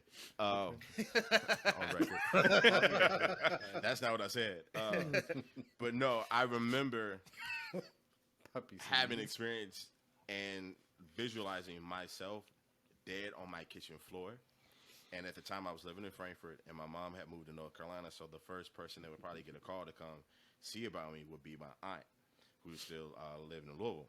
So I had this vision, literally vivid, clear as freaking day, of her walking into my apartment because the custodian or somebody let her in my apartment and seeing my body on the floor. And I was like, I would never want my family to ever go through that pain of losing me, because I'm one of those people, and especially with my family, like I don't ever want to cause pain to them at all. And I think I don't tell my family what's going on, what's wrong at certain times, because I don't want to cause worry on them and to have a whole bunch of them thinking in their mind, you know what I'm saying, what's going on with Justin up in DC. Like you know what I'm saying, I don't want any of that, right? So when I had that, I guess I thought I was gonna go into give you an answer of them or me, but I still don't have it. I just recognize. I hear you. I recognize it's a horrible thing, but I still would not want my family to ever have to process, especially going young.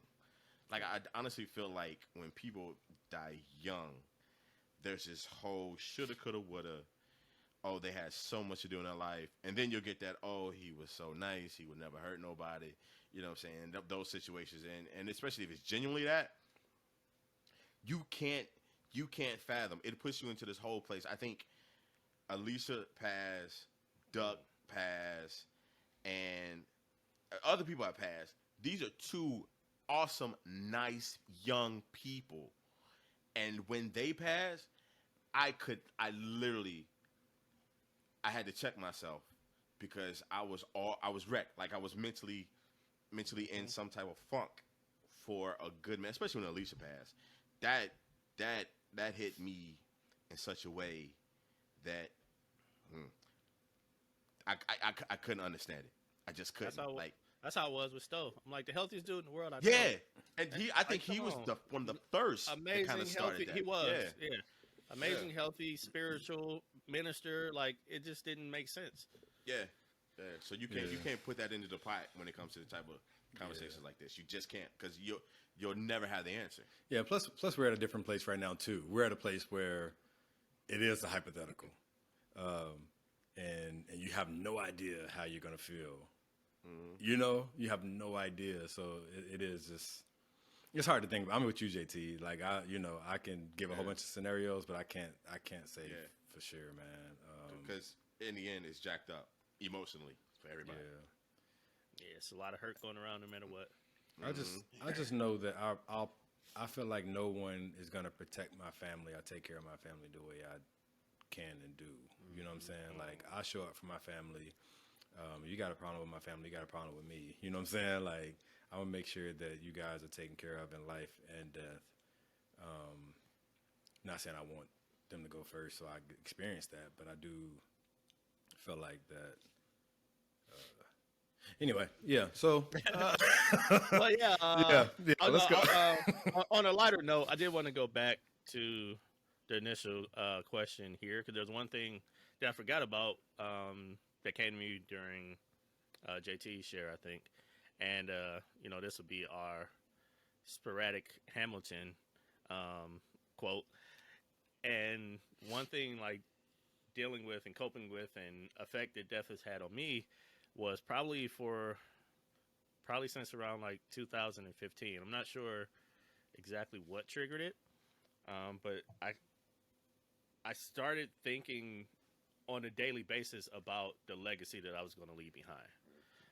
As they say in Hamilton, who lives, who dies, who tells your story. I literally think about that so much that it's probably not healthy. When Hamilton came out on DVD, there was probably like 3 or 4 nights in a row where I would get to the end of the movie and I would rewind that song and play it again, and rewind that song and play it again, and rewind that song and play it again, and just think and cry about my legacy. Like, what am I going to do? How are people going to remember me? What am I leaving behind? And I probably did that for 3 or 4 nights in a row for 2 hours each time. I watched all of Hamilton, get there and rewind it. Yeah. One song for 2 hours. Just thinking and crying and thinking and crying and thinking and crying, because it's always something I'm thinking about. Everything that I do, every action, everything that I plan. That was a big reason why, like, even though I was scared to death of catching COVID, like that, the 1528 RV tour that we did, the absentee ballot and voter registration, it was something I felt like I had to find a way to be okay with, because like that was one of those legacy defining things that I wanted to say I did my best to impact as many people in a positive way as possible. If Andre does die in the middle of this tour because he caught COVID, he died in the most selfless way possible, kind of a thing. Mm-hmm. Yeah. So like, in terms of me, like, I don't fear death. I don't care about death. None of that. It's not like in the back of my mind that way. But what I think about is, what legacy am I leaving between now and the time that, whenever that is, that I do pass. I think what's different for me, man, is that I remember at the time when I was like obsessing over legacy. I do want to leave a mark on society that says Cedrice was here. However, one thing that kind of stopped me in my tracks for thinking about it was that I'm not gonna know. Right. Like, that's what I was. I'm not gonna know, and I'm never gonna know what people are gonna say about me when I'm not here. I'm not here. I hope I have a good impact on people. I hope that something I've said or done is gonna live on through my children, through the people I've ministered to the people I've befriended and worked with, and all stuff like that. But I'm more. Go ahead. Oh, no, I was just going to say, fuck that. I'm going to know, because I'm coming back and I'm listening to all y'all conversations. I'm checking out my eulogy. You bitches better talk right after I'm gone. Yeah, but that was... Yeah, go ahead. That was one of those things where I and it's only recent that I came to this conclusion that it doesn't matter what I do. I would love to leave behind a good legacy, and, people. I do want people to say good things about me, but I realize I got good and bad in my life, and so it all depends on that person, on what they want to harp on. Mm-hmm. I have no control over that. Like, I've come to this conclusion about my life in general. I have absolutely no control about people's issues with me, and so I definitely don't have any control over how people will view me after I'm gone. I would hope that if everything happens while we're still doing this podcast, that you all will celebrate me, and it could be, on wax and in the air forever. But at the same time, I don't know what y'all gonna say. Y'all, you know what I'm saying? Like, I don't know what. I mean, it better be good. Yeah, absolutely. But I'm just saying, it's one of those things where I could be. I do believe every story is going to time out unless you do something significant in history, like the first president. Invent peanut butter. You know what I'm saying? At some point, regular stories. Right. I'm thinking of George Washington Carver, niggas. Invent some cotton candy. You know what I'm saying? I'm literally thinking about George Washington Carver. We know who you thinking about, but the fact that you made it about food. You could have said something about the stoplight. Every invention. Nope, I'm gonna go with it. I'm gonna go with peanut butter. I think BJ can feel me on this though. I don't care what you say about me. You gotta. Could you whoop him? Right. And honestly, it's. I'm not gonna know, man. And every story is gonna time out, especially those that don't do huge significant things in history. And if I never do, it is what it is. So there's gonna be a point where no one's going to speak about me, but my name is going to be listed in the government records just because I existed, and that's going to be it. You know what I'm saying? And so it is what it is. BJ, I'm sorry. BJ, jump in. Jump in. On what? Jump in on what? Did you start it off? No, it was just a random thought that I had. I know. I No, just but, thought. Okay. No, what I was gonna say in response to JT is y'all know me. I don't give a fuck when anybody has to say negative about me. I never have, never will. Life, death, in between. But in me, it's more about You care. how many times or how can I positively impact people and leave that kind of an imprint versus necessarily like what history has to say about me. I care more about the little things and the small, unreported kind of impact that brightens people's day, that changes the direction of people's mindset or their lives, even potentially, that I could have, somehow sparked. No, that's what's up. That's what's up. All right, y'all. We're about to get ready to wrap this episode up, but like before we check out, is there any final thoughts? I want to make sure we leave it all.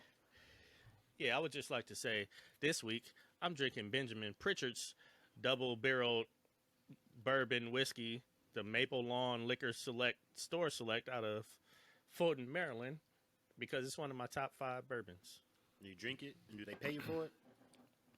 They ain't paying me, and it ain't brought to me by them, but I'm drinking it. I'm drinking quality H2O in a solo red cup. Same. I went hard this weekend, so nothing but water for me today. Had a good. Went hard is an understatement, nigga. Oh my gosh. I'm drinking protein shake and Metamucil. Nigga. Shitty booty Your little. boo-boo ain't right. Dang. Your boo-boo ain't No, right. if you drink a lot of protein shake, it'll lock you up. Yeah. So I don't want those issues. I ain't even gonna question it. Okay. All right. Anyway, so listen, y'all. Darren, you got anything to say before we leave, Darren? What you got? It seems like I'm not adding to the madness. Thank you for having me. God bless. Hey, y'all, listen. Thank you, Darren, for joining us for this trial run of being in the audience. It's good to see you. Thank my co-host for another great episode. This has been a 1528 podcast, and we're about to wrap this up. I'm Sid. This is Dre. BJ. And JT. JT. All right, y'all, we out. Peace. We coming back for the Patreon money. This one for free. Can he lean in any closer? I can't. Knick-knack, paddywhack, give a dog a bone. Give a dog a bone. DJ. Oh, man.